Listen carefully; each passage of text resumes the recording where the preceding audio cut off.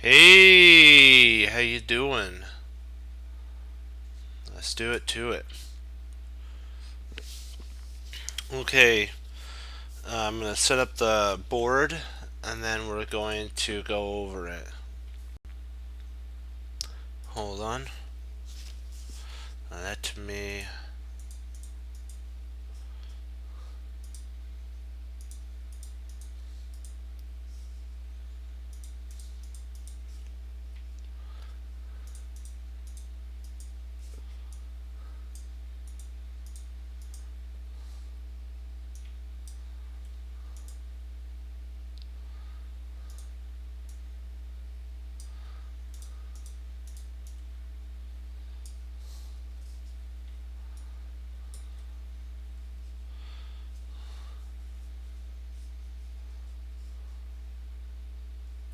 Yep.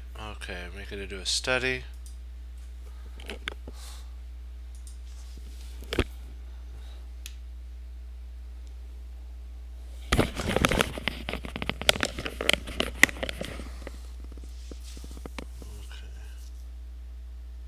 Doki. Yeah, name it.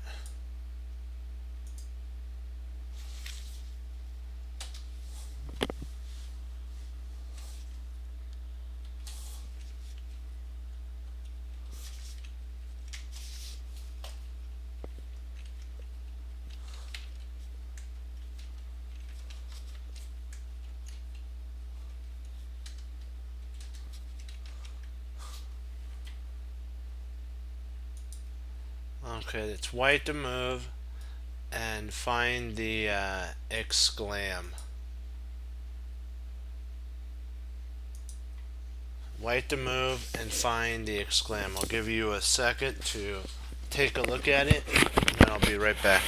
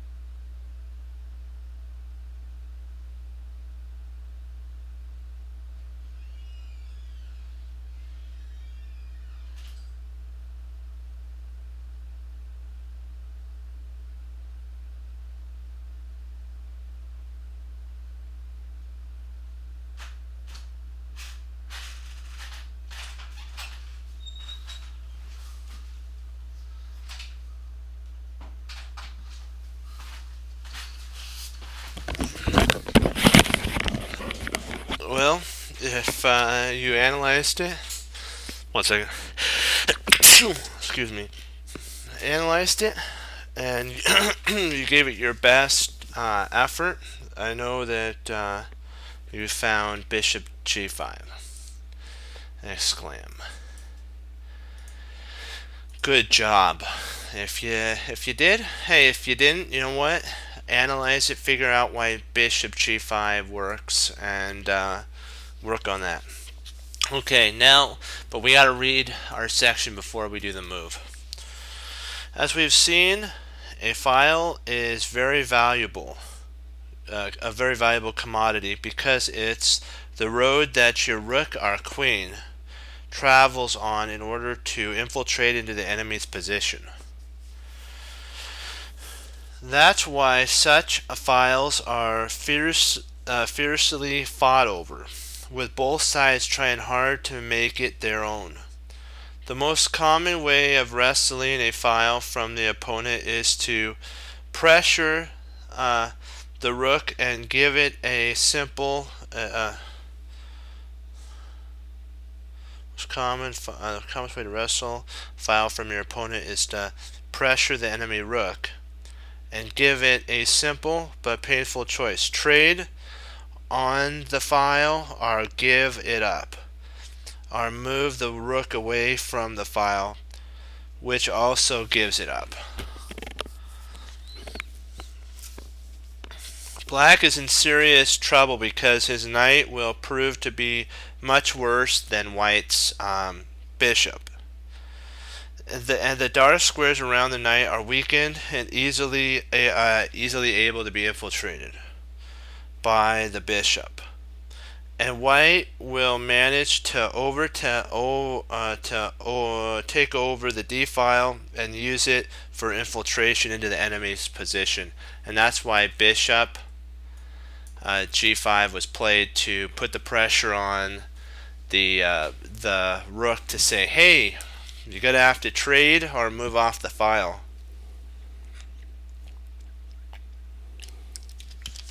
Then of course, announcing that he wants the d file and that the opposing rook on d8 must either give it up or take on d1, making a feeble attempt to remain on the d file by rook d7 or rook d6, or run away and then bow to white's will of the domination of the d file. Black tried rook d6. The other moves were no better. Rook takes d1. Rook takes d1. Knight c6. Rook d2, and then we're going to try to dominate with the bishop, avoiding rook d5. Rook d5 would have been a very bad with the knight b. We don't want that. So rook d6. Oops, sorry, my bad there. Here, rook e8, queen d1, doubling on the d file, laying permanent claim to it. Queen c8.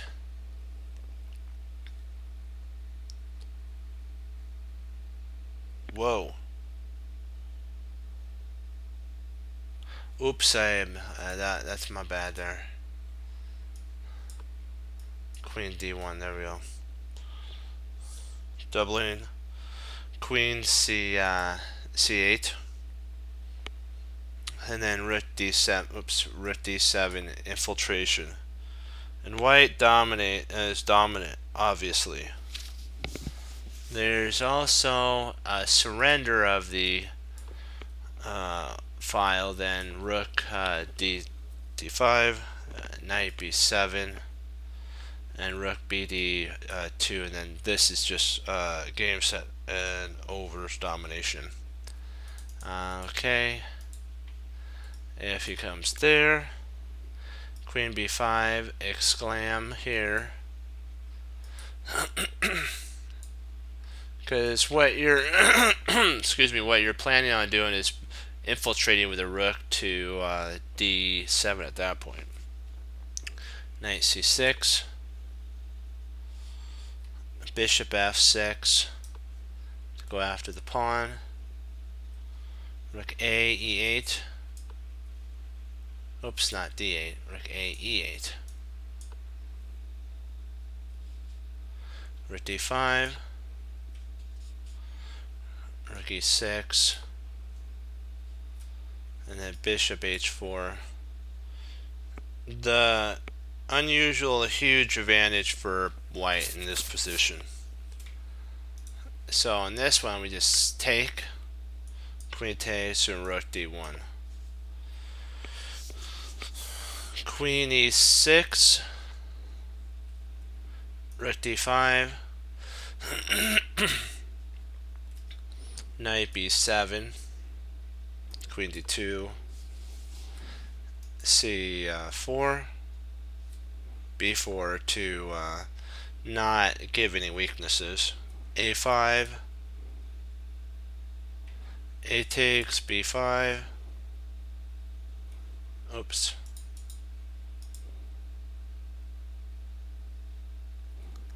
a5, rook b7, a takes, and then rook takes. If rook b8, then a3, and would leave black boundless, helpless, and basically game, set, and match.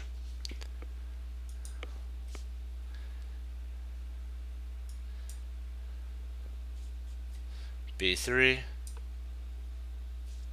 bishop h, h6, an extreme piece and back ring trick combined with a sure victory, queen c,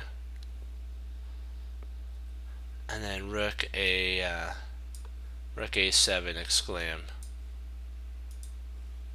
This is a cute little trick. Of course, if takes, then mate to boot. Rook c8,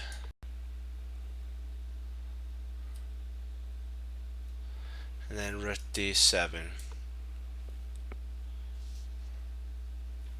bishop f6, and queen f6, a takes, c takes, h6, h3, h6, showing black's helplessness by quietly adding to white's king safety. It's time for black to resign here. A common situation occurs when both rooks are facing off on a file, and apparently nobody will ever own it. However, occasionally an odd little bishop maneuver popping up that temporarily breaks the connection of the opponent's rooks, allowing the stronger side to double or even triple behind it. Then the bishop can be moved and the prize of the open file can be taken. Okay, this is a game here.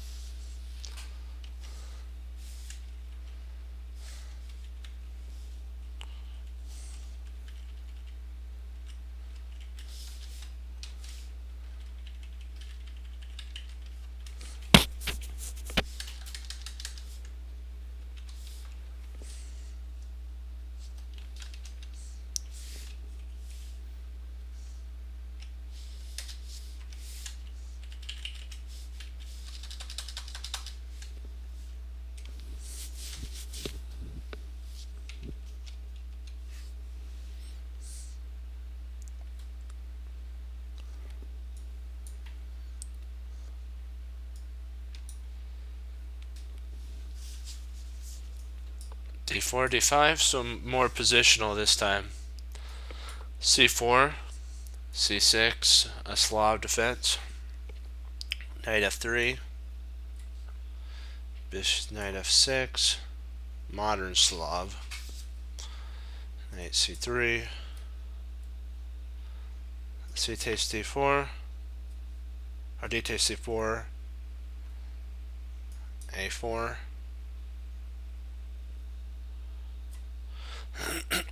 bishop f5, e3, e6. See, do you see how Vishy got his bishop outside the pawn chain? He understands the bishops. His bishop is active, and now he frees up his other bishop on f8. So the counterpart to White's bishop on c1 is f8, and Vishy's bishop, his dark squared bishop's better, and also his light squared bishop is much better too. So it's like really Vishy has a slight advantage here. Bishop takes c4, bishop b4 pins the knight, castles. So now they're all in king safety. Queen e2, knight bd7. So excuse me, Vishy almost has all of his he has almost all of his pieces developed. Just one move of a queen up, and his rooks are connected, and he's in the middle game. Where his opponent is actually, I guess they're one move away too, but it's a different one move, I guess.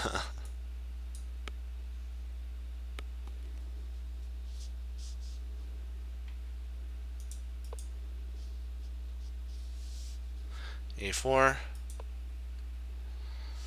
bishop g, bishop d3,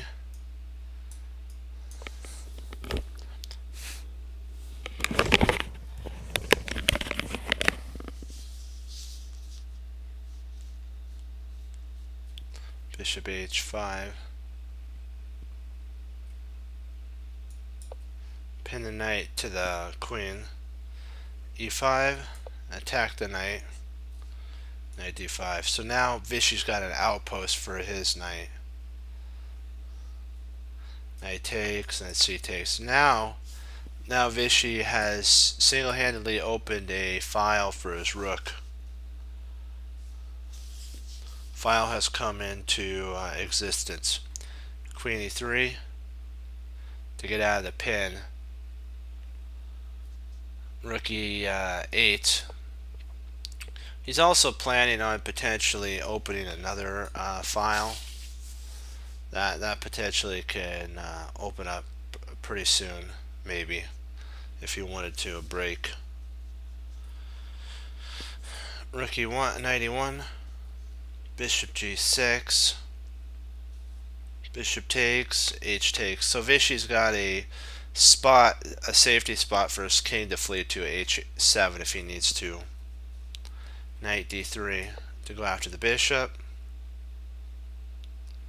Queen queen b6, knight takes, and then queen takes. Vishy favors the knight, so it's not uncommon that he would trade a bishop off for a knight.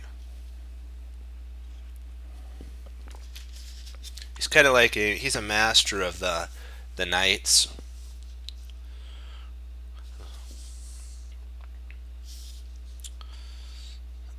b3, rook a, c1, or c8, bishop a3 to attack the queen. Now you see why the rook moved out of it as skewer. Queen c3 to attack the queen, rook a, c1, and then queen takes, f takes, then f6. There we go, and we just talked about this move. bishop d6, and then a5, locking down the position. Pawns aren't going anywhere. It seems that a calm state of balance has been created on the c-file. If either player trades rooks, the other side will recapture and get total control of the file.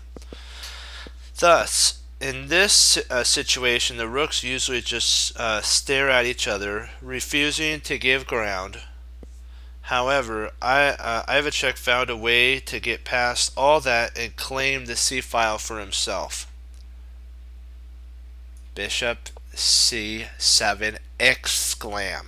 That's actually a really nice move, because what he's going to do is either double here and double up. Rook c3 and then rook c1. Nice. Now white will play rook c3, rook f c1, and finally move the bishop back to d6, and the c-file will be his. F takes e, d takes e, and then b6.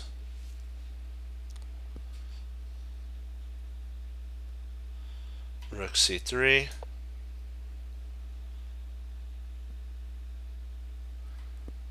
rook f8,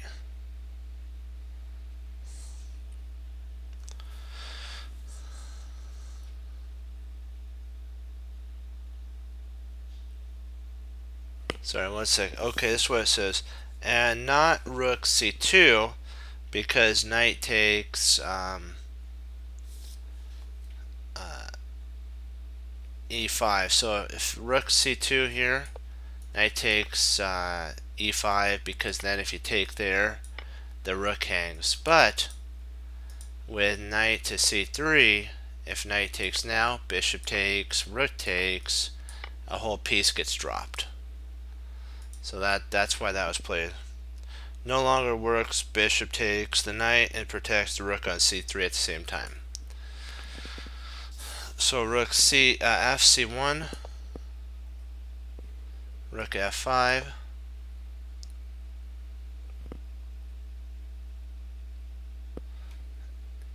g4, rook f7,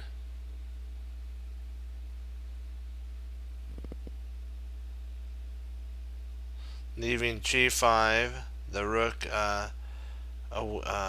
rook g5 leaves the rook way out of play, and then h3, and it's so if you were thinking this here, h3 and the rook's totally out to lunch, and it's like you're playing down a whole rook, and potentially a bishop only has to come and attack and it's over.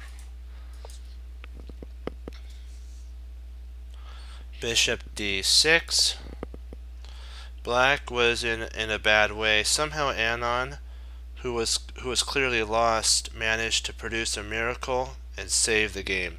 Knight c5 is an impressive move.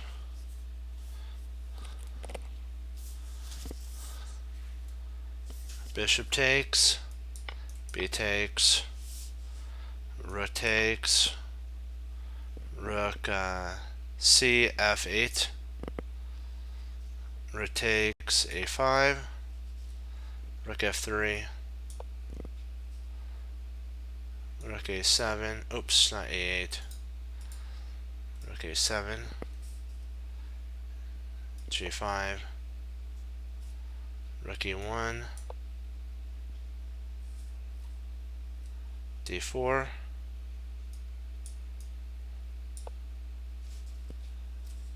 e takes d4, rook takes b3, rook f1,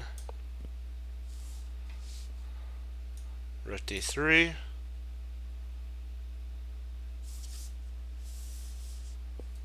rook takes, king takes, a5, takes, h3, king g8,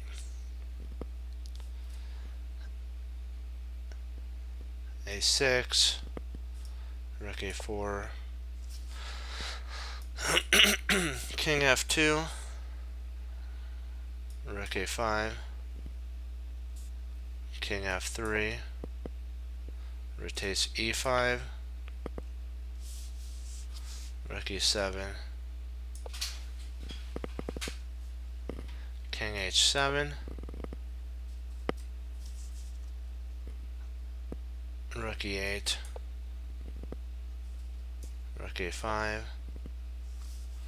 rook takes, rook a3 check.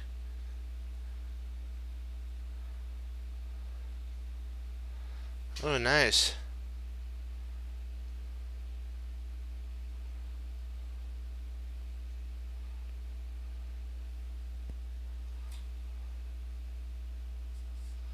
King e4.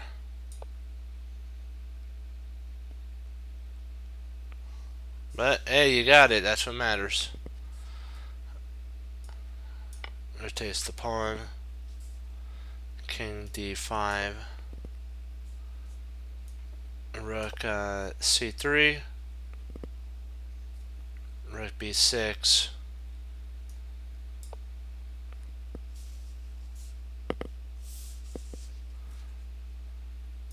g6. King d6. King h6. Rook b8.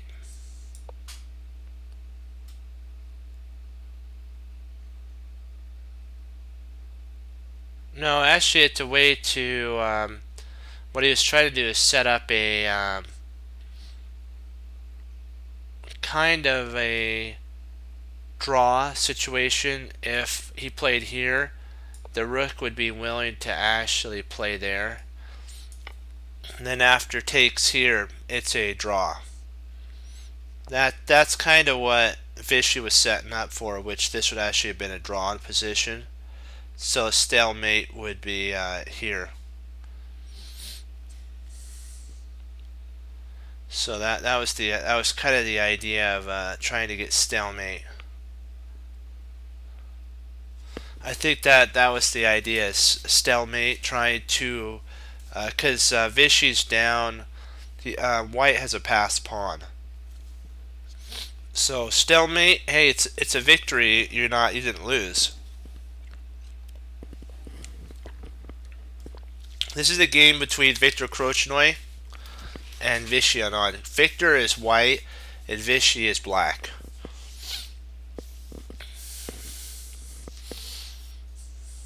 Rook a3. Yeah. When you're in a losing position, a draw, like what my teacher told me, is always a win if you're in a losing position, if you can get a stalemate. Excuse me. Whoa. Little tickle there. Rook a8. King g7. He's got to keep in contact when the king ever gets close enough. He's trying to do our end game of getting a king here and then bringing the rook out. That's the idea. Viktor's trying. He doesn't want to push a7. He wants to keep it on a6 so he can shelter his king on a7 and then bring the rook out, switch positions, and then eventually the rook will guard and they'll be able to push. It'll kind of be a Lucinda position.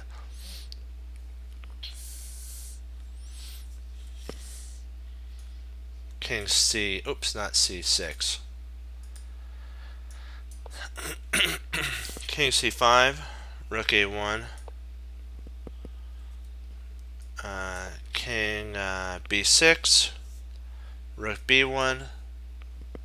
Vishy's tried to set up a Philidor's position, gone bad, and the endgame position, and surprisingly he pulls a draw here, and I was really impressed.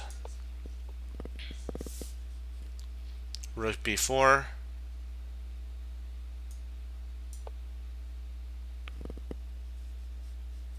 Rook b8, rotates g4, Rook b5, rook a4,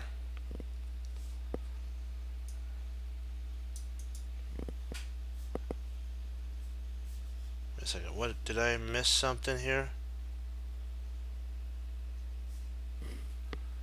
56.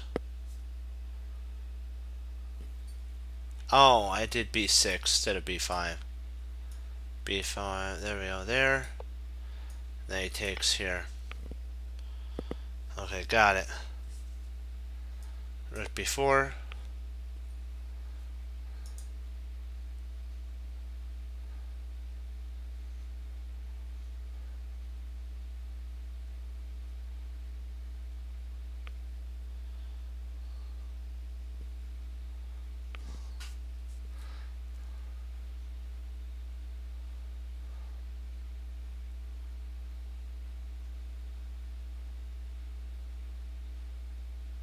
Yeah, that's pretty interesting.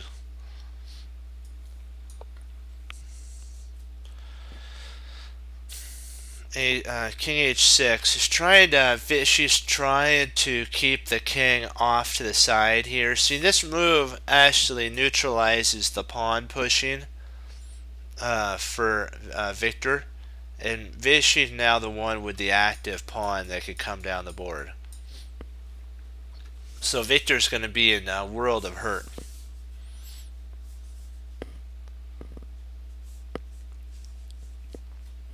It's going to be good to get a draw here.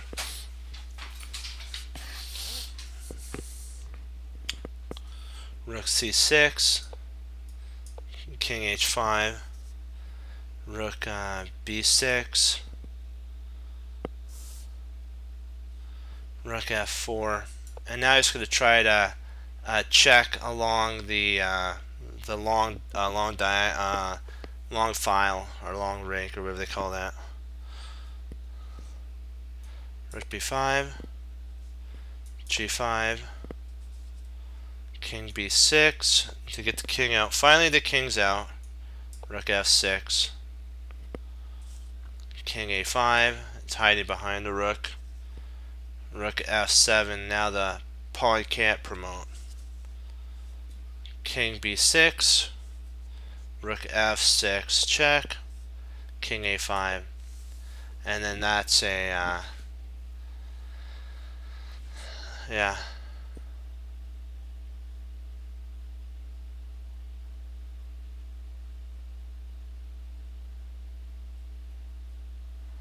Let's see.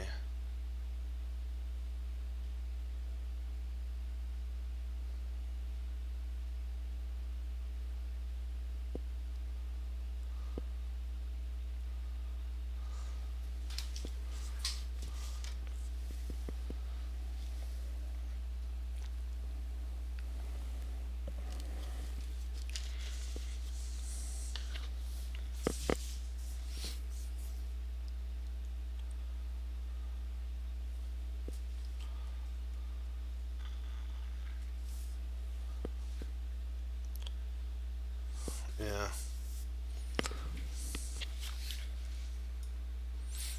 So this actually ended a draw, and I think if Victor tried to push it, I'm not sure if I think Victor would lose here if he tried that. If he tried to push it, I don't think there's really. Let's see, is there any way to win? I think it's a draw here. Yeah. Like, he could try that, and then there, and then check again, and here, there's no way to make any progress. You could try that, but I'm not sure if there's. I think you would just check at that point, and then check all the time. Check, check, check, check, check. Infinite amount of checking.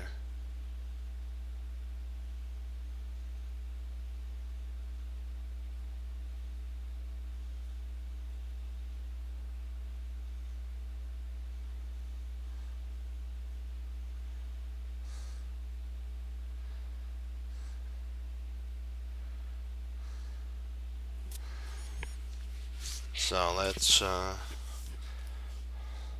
wait a second.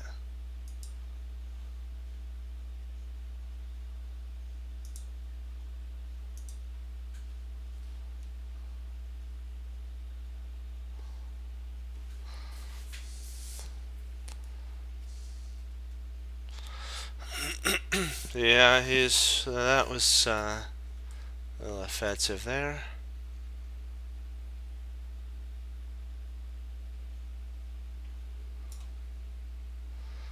Yeah, sometimes it's sad. There's trolls. We gotta always pray for them, though, that they change their ways. All right.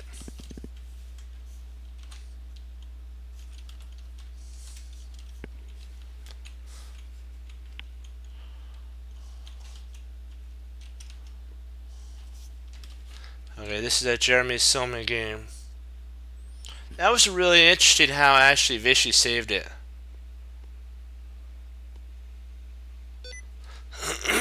Whoa. Cancel. I don't want that. Yeah, he may be on, maybe. That'd be nice. One second. Excuse me. Sometimes I get a tickle. Okay, ALIF.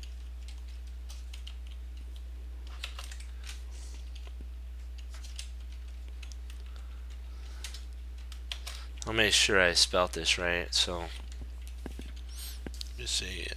Right.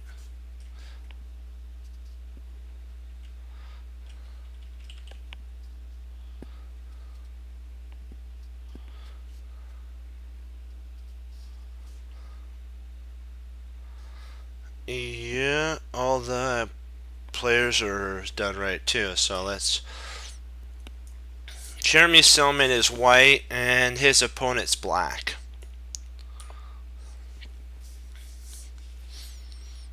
Knight F6. Then C4. This is kind of like an Indian. He's trying to get a huge pawn center. Jeremy Silman is. And so C5, D5. Yeah, this is a Benoni.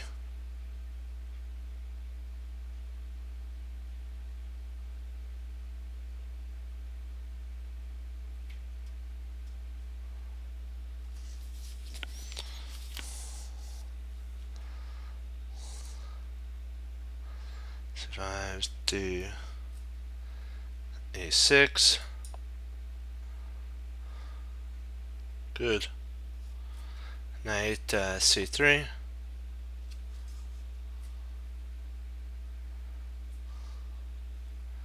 And then E takes. And so Jeremy Silman actually has control of a lot of space. If you notice how much space.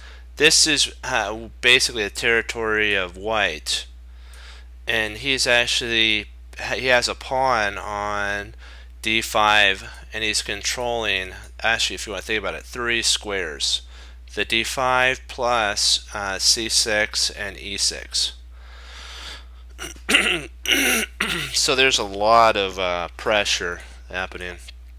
C6, that's to stop the pawn from advancing any further up the board, which if Jeremy Silman could, he probably would be happy to maybe even go d6 just to clamp down on everything. It neutralized this bishop. Yeah, it gives up c6, but sometimes it'll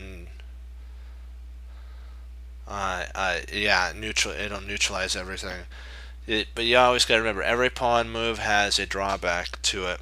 So keep that in your forefront when you make pawn moves, that they don't go back. G6, F4. Wow, Jeremy Silman's really into pawn moves right now. This is interesting. Oh, the pawns. Wow, there's a pawn storm variation of the Benoni. That's it. I didn't know that.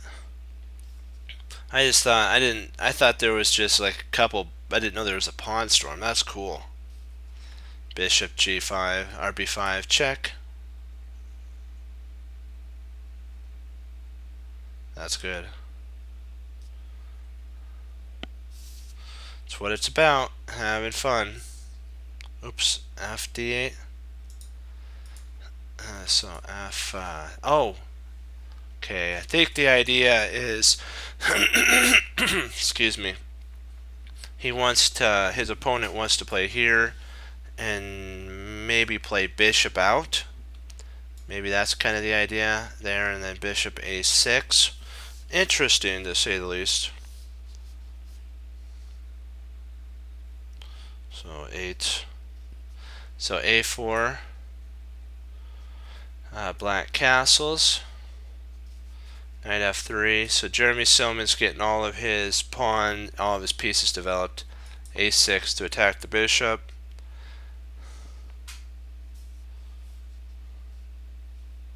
Wait a sec. Did I? Hold on. It's knight a6. Some reason I thought it was just a6. Castles. Knight c7 to attack the bishop with a knight. And we know that if you could get the bishop here, sometimes in an open game, you can open the game and have a better game sometimes.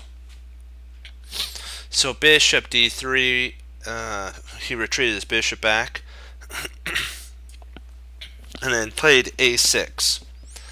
f5 is strong. This reactivates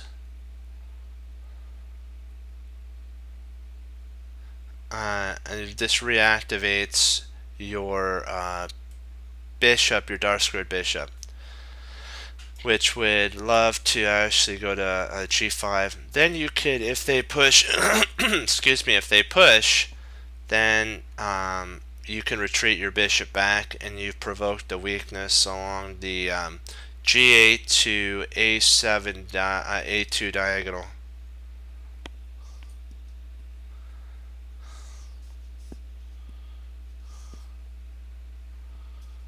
Knight e5.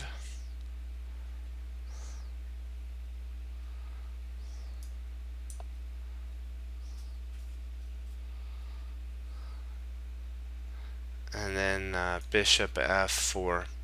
Almost one piece away from getting to the middle game, which should be queen d2, and then Jeremy Silman's actually, he has more space. Everything's going for Jeremy Silman in this game. Queen e7. One sec, I gotta get a drink. One second. Excuse me. Sometimes I get a frog. Much better. Much better.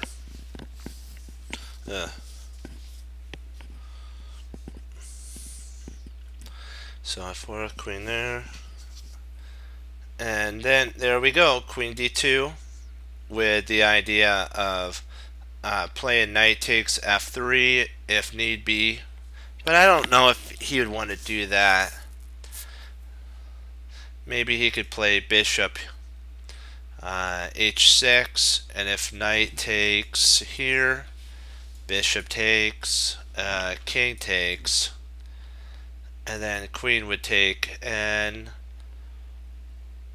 great victory has actually been acquired in that scenario. You've removed the fianchettoed bishop in front of the king, excuse me, which makes all the f6 and h6 squares vulnerable for a knight to infiltrate into. So gotta always be on the lookout to weaken your opponent's position if you get an opportunity to do that. Knight e8. If you notice that the players that are playing this understand that it's not about always just trading off, it's about keeping the tension. And even Josh Waiskins talks about that. The tension sometimes is better than even the exchange itself. Keeping the idea of potentially knight takes a bishop or knight takes a knight always in the wings makes your opponent have to consider that in their calculations. And it could be just that little bit that tips the scale in your favor for a mistake or a miscalculation. Then you jump on that and you win.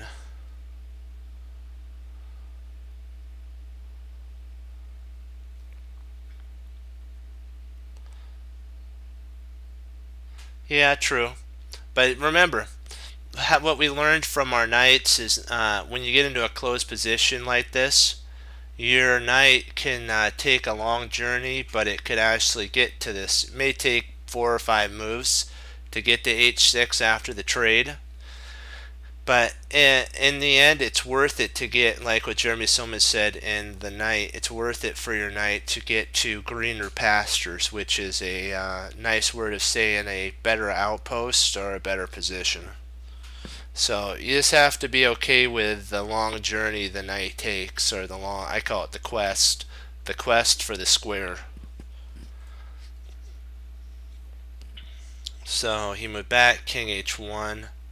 This is so that potentially, if need be, Jeremy Silman could actually play g2 and then h4 and get the pawns rolling that way.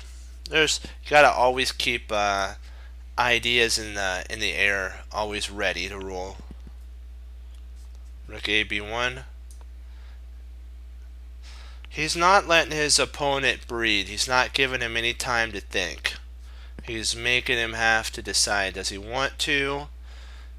Does he want to trade? What's he want to do? You're in a cramped position, friend. If you try to do anything, I could trade. Black can't even play b5. b5 would lose a pawn. So black's all clamped down, and there's nothing really much you can do. Now is a good time to take because the queen's offside.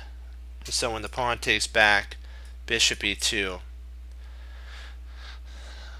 I don't think the reason I think he didn't want to play h6 is when you're cramping your opponent, or as I like to call clamping down on your opponent's position.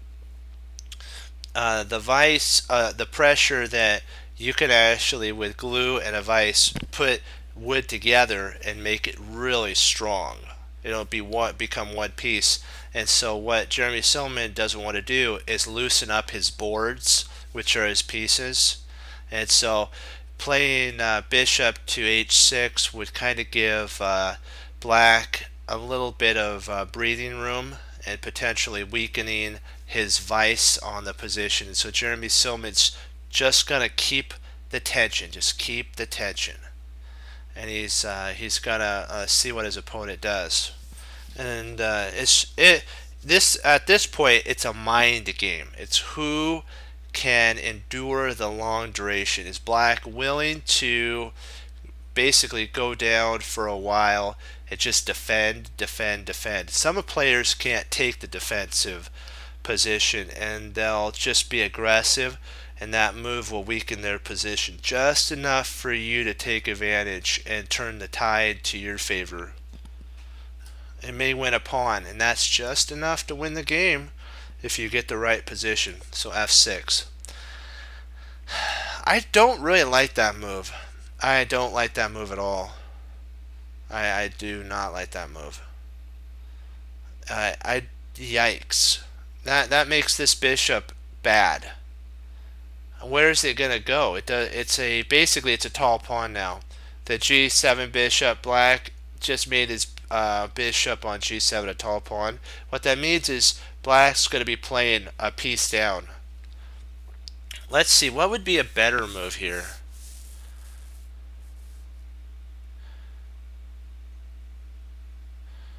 I'm trying to figure out if potentially, no, that wouldn't work.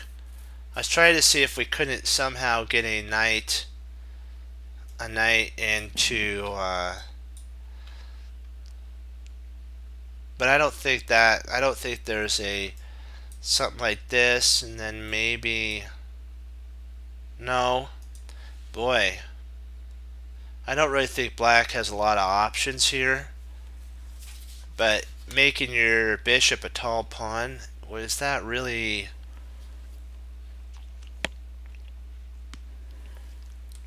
Is that really worth it?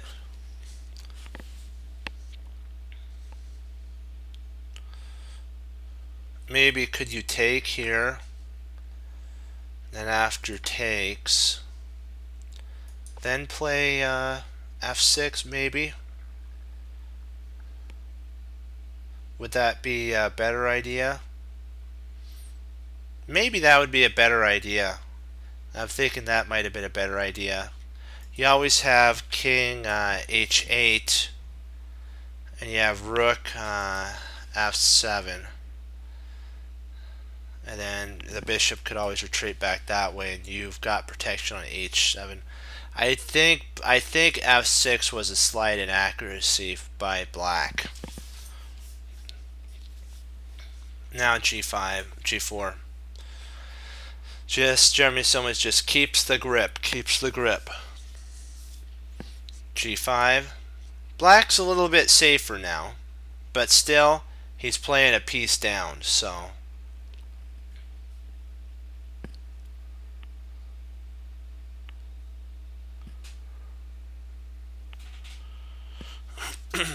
rook fc1, knight b6. Boy, nothing feels worse than being in a cramped position. This is just painfully to watch, painful. b3. Now the knight doesn't even have a spot to go to here or here. Even if it goes there, what life does it have? There's not much. This knight is a bad piece. So this is a bad knight. Bishop d7.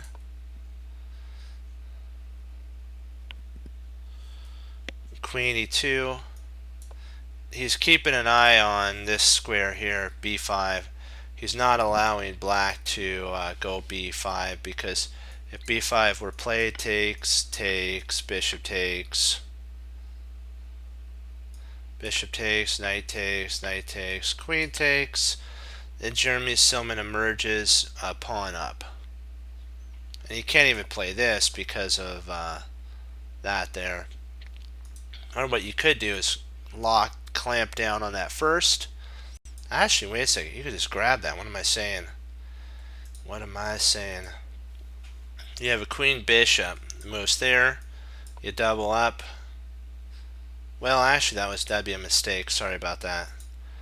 You first would have, that's a mistake by black. So, hold on. Let me see. You could play there. If you wanted to, you can actually potentially double up or play b4. I might play b4 here, and then play queen c2, c4.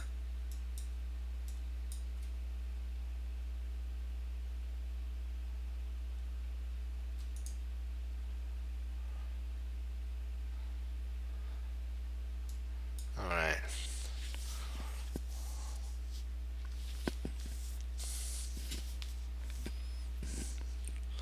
So that's an interesting. So b4 was played here. This is a very strong.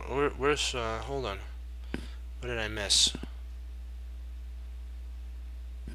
Whoa. Hello. Right here. This is where we are. I knew I forgot something there. Oh, okay. A5. Promote.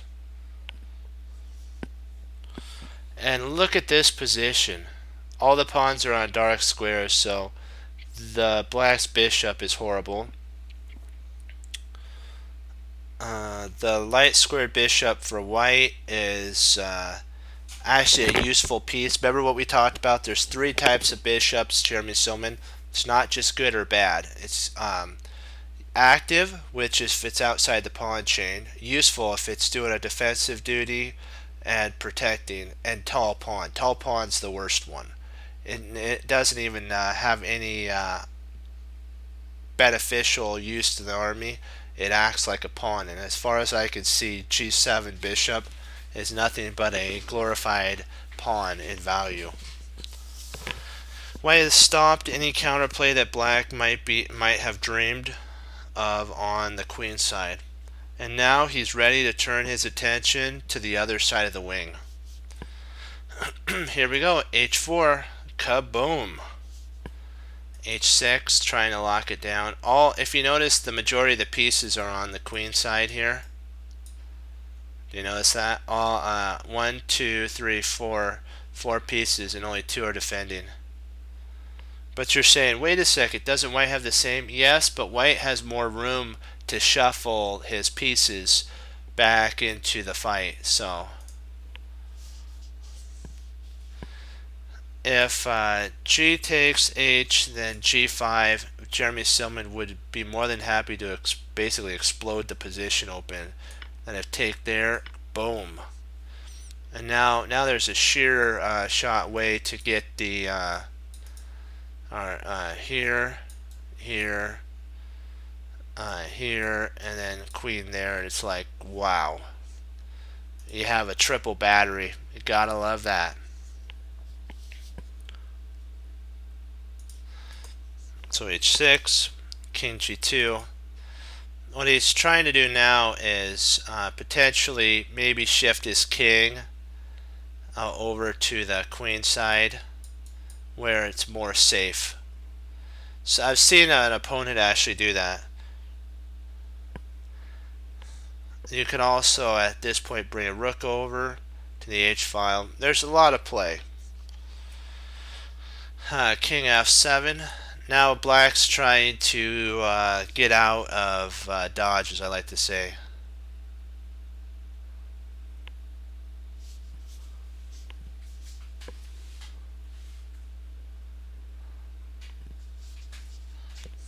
Rook h8. Rook h1. A to g8. Rook a8. And then rook h2. And Jeremy Silman wants to actually get ready to dominate the open file. 1 second. Excuse me. Oh, wow. Whoa. That's a tickle. White has 3 squares to use on the h-file. h1, h2, and h3. So in theory, white could triple up on the h-file. Well, black only has 2, h2, h7, and h8. This means that white can potentially triple on the h-file while black can't naturally do that. And if c takes d, and if black tried g takes h, 1 second here. H take, this is actually a mistake by white.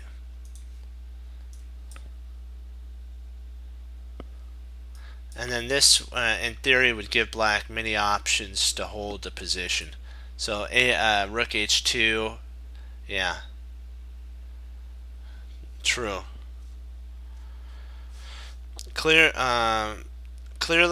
the key to this kind of position is only to capture on g5 and open the h-file when white has maximized their position. With the rooks being doubled, the queens being doubled, everything on the h-file. King e8, e7, rook bh1, king d8, bishop b5, exclam.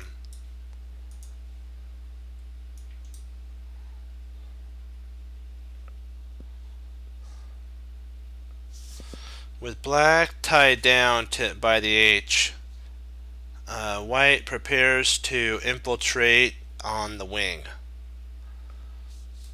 Bishop takes, knight takes, knight takes, and then queen takes b5. And so everything's neutralized here. The queen is ready to infiltrate, and white has a passed d5 pawn, protected past d5. 97. c8 doesn't work, so c8 doesn't work, because then b4 would actually get played here. Exclam, and you're thinking, what? Isn't Jeremy Silman gambiting material? Yeah, but remember, then a5 comes into play and everything just opens up to the world here. And then after that, bishop comes in, rook slides over, and it's like, whoa, what type of avalanche did I let into my position? So that's why he played rook e7 here. Is he really can't allow that. Rook c1. So now the position is shifting over to the queen side.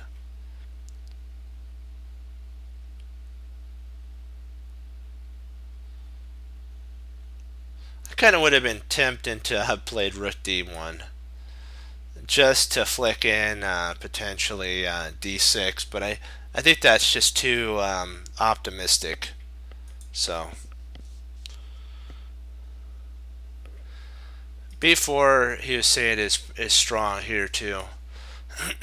At this point, it's an exclam move, because then if takes, remember, you just push there, and if takes, in comes the Armada still. And it's not looking too good for our friend Black here. And then now we have another way for the queen to come in and just devastate the position. And if the queen tries to come, we'll say here, to try to come in there, you have queen here, and now the king can't walk on a dark square, because if he does, the queen's lost. So he has to come there, and then at this point we just shift a rook over. If the queen comes there, we can actually play check, queen takes, pawn takes, and now you have these massive pawns that can just roll up the board. It's just tremendously horrible for white. I mean black.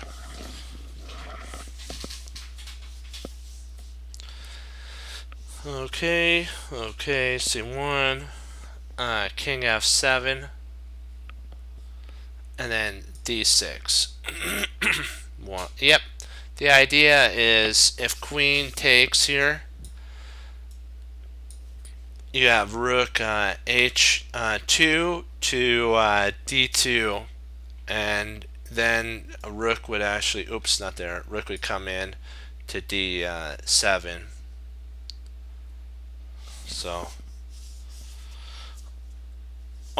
suddenly white's, and this is an exclam, so I have to give it an exclam mark.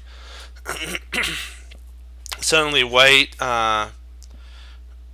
seeks to create a dominant over an open file, completely dominant over the open file. Black's now dead, since he must either take the pawn and allow rook d2 with a decisive infiltration down the new open d file, or run from the pawn, leaving white with a monstrous pass pawn on d6. Either way, white is more than happy to play this game. And black doesn't want to have a rook just tear up his position, so black retreats back. Queen takes, we found out, leads to rook d2. After back here, then, or if just here, you lose the queen, so you can't do that. So the queen actually has to go all the way back, b, and then check.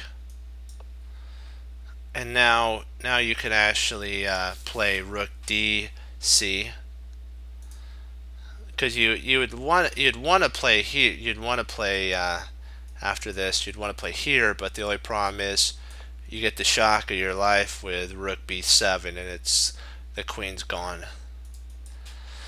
So the king is basically locked down, and after this move, there's really no hope. You could also play a little tricky line that I like. This here is a little teaser that actually picks up a pawn.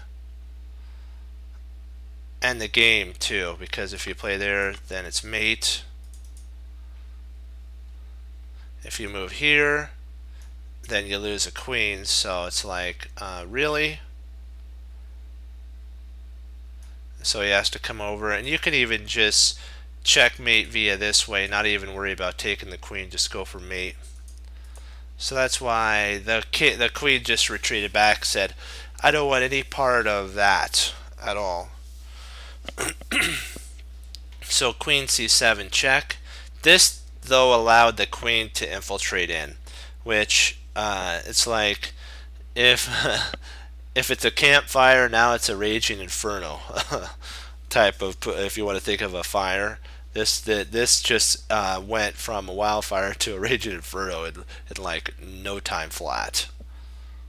It's just bad, bad, bad, bad.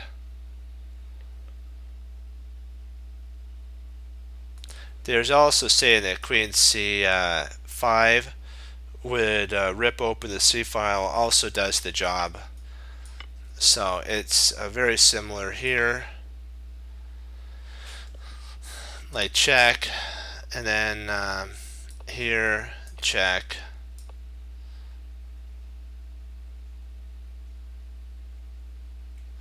And you can even play rook d2, take a second, and then if you wanted to, and then after queen takes, check, king up, that's checkmate. So this is just so winning of a position. So king f8, queen e6. I could see why he said that bishop takes was actually winning on the spot.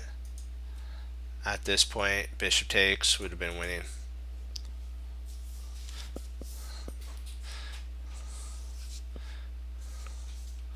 h5,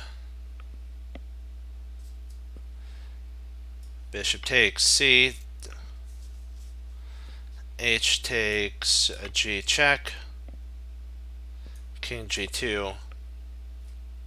Remember that it's all about checkmate here, and he's one move away from a check.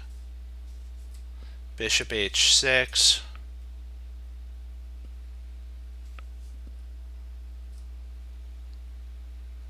bishop takes b6 check.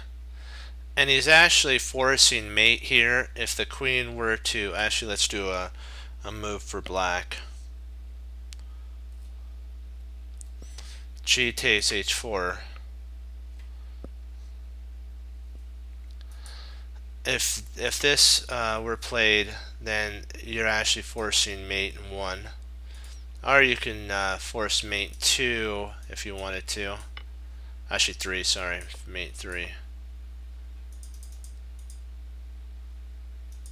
So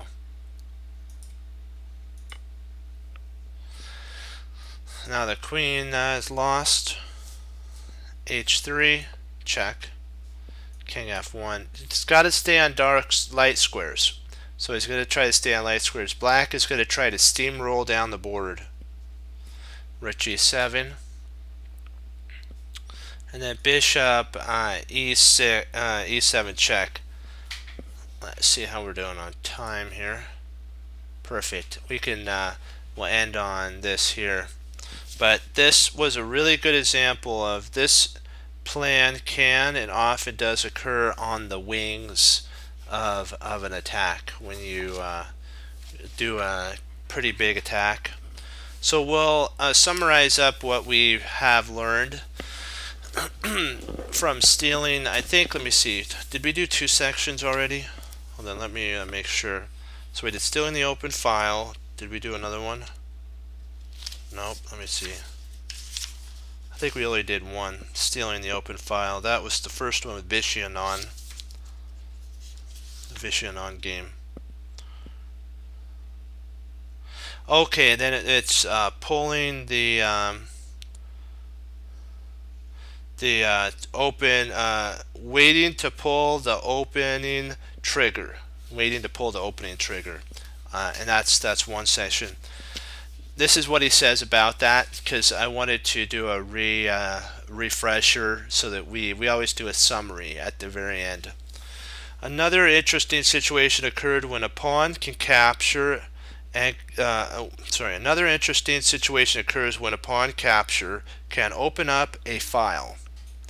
In that case, if the side can infiltrate the or take over the open file, can set the initiative. Yeah, if the side can get the initiative of the opening pawn capture, also poses more space in the area. He can double rooks behind the pawn and make use of the pawn trade when the resulting open file will open file will clearly be his. So okay, I guess I didn't read that very well. Just give me one more shot. I'm going to read really efficiently through. Another interesting situation occurs when a pawn capture can open up a file.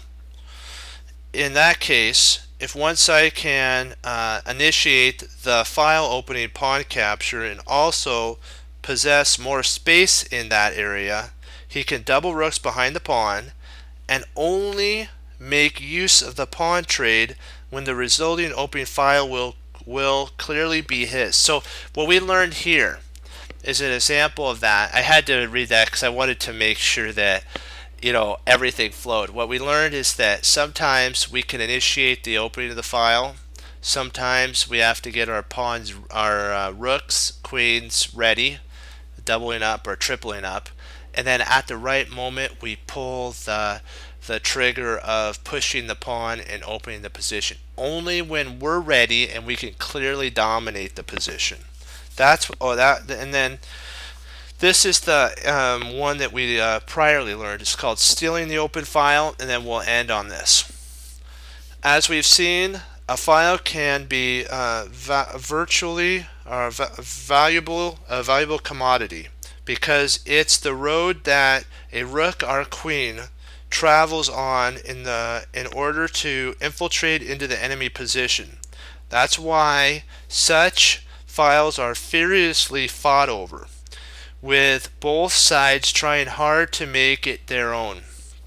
The most common way of wresting a file from an opponent is pressuring the enemy rook and giving it a simple but painful choice. Trade on the file and give it up. Trade on the file and give it up, or move the rook away from the file, which also gives up the open file. So we've learned that there's two ways of getting an open file. One way is by getting rooks that are looking at each other like this, and then having a bishop or a knight attack the rook, which initiates the trade. Therefore you take, and then after the trade you dominate the open file. Or two, the second one we've learned about pulling the trigger at the right moment, is having doubling, maybe keeping the position close for a while, doubling up, and at the right moment then trading, which then we dominate the open file. So there's two ways of doing it. There's one when they challenge each other, looking at each other like in a trench warfare, and then then one somehow they infiltrate in and have to then blitz each other, and that happens. Or we wait, build up, and then open up, and boom, you got it. Okay, I think we have the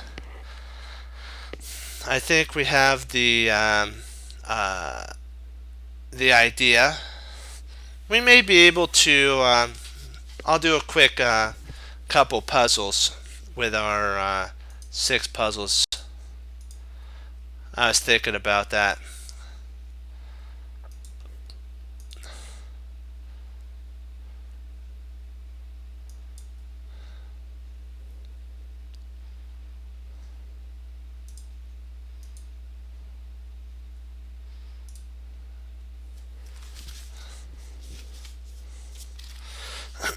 Well, we might save that for later, Ash. It's a little bit over our time, so we'll call it on that.